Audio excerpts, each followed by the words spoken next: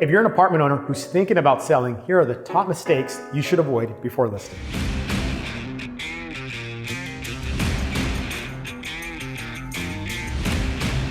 So as a longtime apartment owner, you've been managing your buildings, you've taken on a lot of risk, and all the laws are changing around us, right? The way we manage our properties, we're now dealing with rent control, eviction moratoriums, where you are no longer to evict any tenancy for any reason. Then we have the upcoming election. We have COVID-19. There's a lot of concerns on what's gonna happen with our buildings. Are tenants gonna be able to continue paying rent? 2021's around the corner.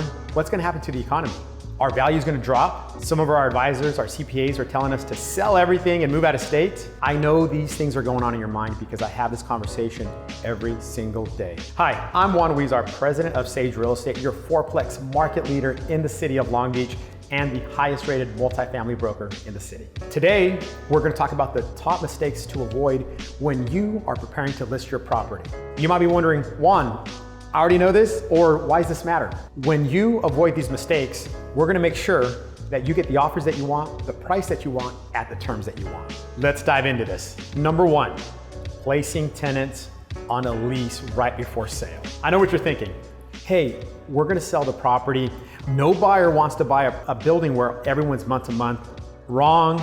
It's okay when they're month to month. It's gonna give the buyer some flexibility when they take over ownership. So if you're thinking, hey, I'm gonna go renew everyone on leases, during this time, I would recommend against that. Number two is not being educated on the new state laws that we have throughout the state of California and certainly in the city of Long Beach. Since the beginning of 2020, we've been having to play under different set of rules in the city of Long Beach. And so being familiar with the state laws, with our rent control laws, it's very, very important because anything that you do as a seller, the buyer who's gonna buy the property from you is gonna step into your shoes. So let's just say, for instance, that you raised the rent higher than what is state allowed. Right now, what's allowed is 6.3%. Let's just say you didn't know that was the limit and you went up 10%.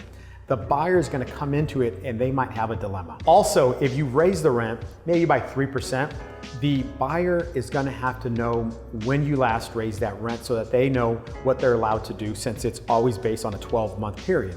So it's important that if you're gonna make some changes, that we disclose that from the beginning so that we could best educate the pool of buyers that are out there. Number three, it's okay to sell a building with a vacant apartment unit.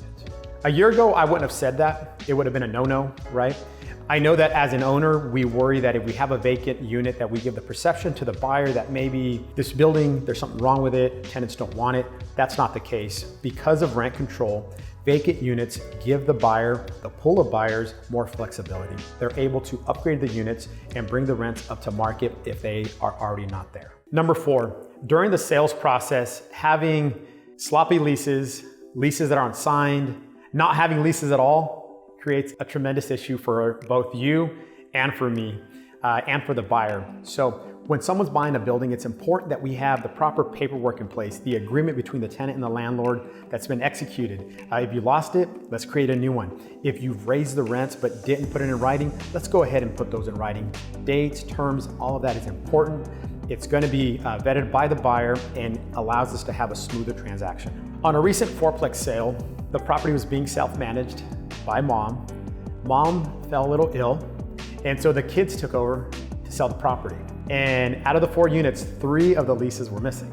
You can see how this creates a dilemma because the buyer needs to see proof of what the rents are before they commit to buying the building. They need to review those leases. And so this created some additional work for all of us and a little bit of stress, but we were able to get through it. But it's important that we avoid these types of situations from the very beginning. Number 5, I know that a lot of us apartment owners self-manage our apartment buildings, and that's okay because that's a way to kind of save on cost. But one thing that we need is to have copies of the operating expenses. For example, if you have an electric house meter, we want to see the bills for that. If you have a gardener, we want to see the bill. If you have a water bill, definitely want to see that. Your tax bill, your insurance bill, these are expenses that whether you own it or we sell it, the new buyer is going to incur those expenses. The buyer wants to be aware of those.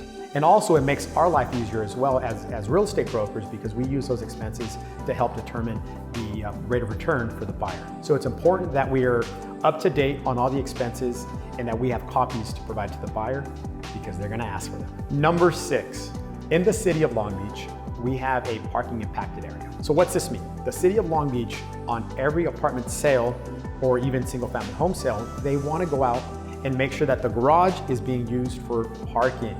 I know, no one uses their garage for parking. I don't either. We use it for storage. However, in the city of Long Beach, when we're selling your apartment building, one of the requirements is to have the garage inspector out who's gonna open the garage and make sure that a car could fit in there. We know we can't avoid this inspection, so let's be proactive and let's have that discussion with the tenants from the beginning and figure out a way to clear up the garage so we could get past this inspection. Number 7, title issues. They come up all the time. Let's address them from the beginning. For example, we're selling a building and the property is held in a LLC, a limited liability company, and that's perfectly fine. Turns out, in this case, that they hadn't filed taxes for that LLC in 14 years. That created a major dilemma when it came to closing. Escrow was delayed, costing the seller time and money.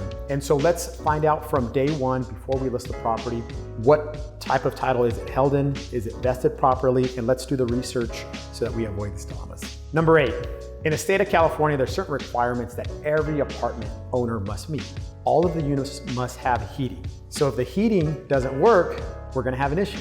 A few other items. The water heaters have to be strapped. Bedrooms, hallways, and kitchens need to have carbon monoxide detectors and smoke detectors. These are issues that if we tackle them from the beginning, the appraiser won't point them out, the home inspector won't point them out, and the buyer won't point them out. We know they're gonna come up, they're unavoidable, and they're required.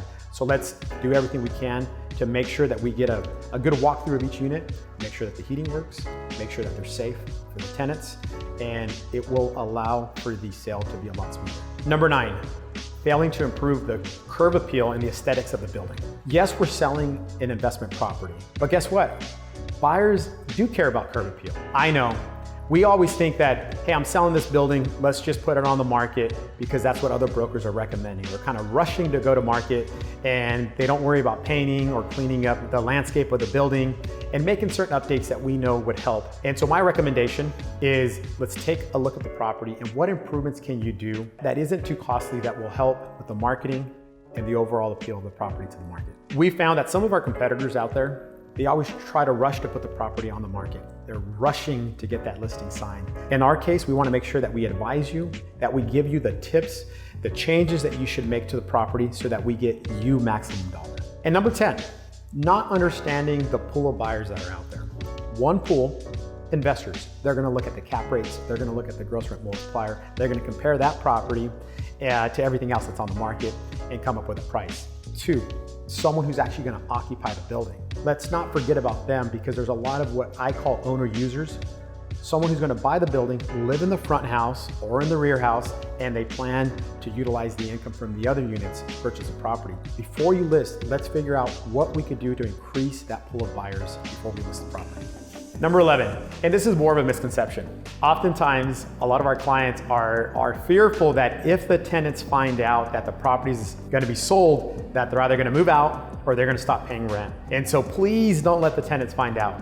That's a misconception. We sell a lot of apartment buildings and we typically don't have problems with tenants that do any of those things. They continue to pay the rent. They certainly don't move out in the environment that we're in. So that's a little bit of a misconception, is being fearful of, please market my property, but don't let the tenants find out. We're not gonna go knocking on the door telling them it's for sale, but if they do, the ramifications are not what you perceive they're gonna be. So there you have it, 11 mistakes to avoid when you prepare to list your property. If we avoid these mistakes, a few things are gonna happen. The property's gonna be way more marketable, it's gonna have the curb appeal, it's gonna look great on video and photos. During the escrow period, it's gonna be a lot smoother. We're gonna have the garage inspection taken care of. We're not gonna find out that there's a smoke detector missing. And we're gonna cut down on that time during the escrow period, during the market period. And ultimately, we're gonna deliver a product that generates you the best results. As always, if you have any questions, please feel free to comment below or feel free to reach out. I'd love to help. Thanks for tuning in. I'll see you next time.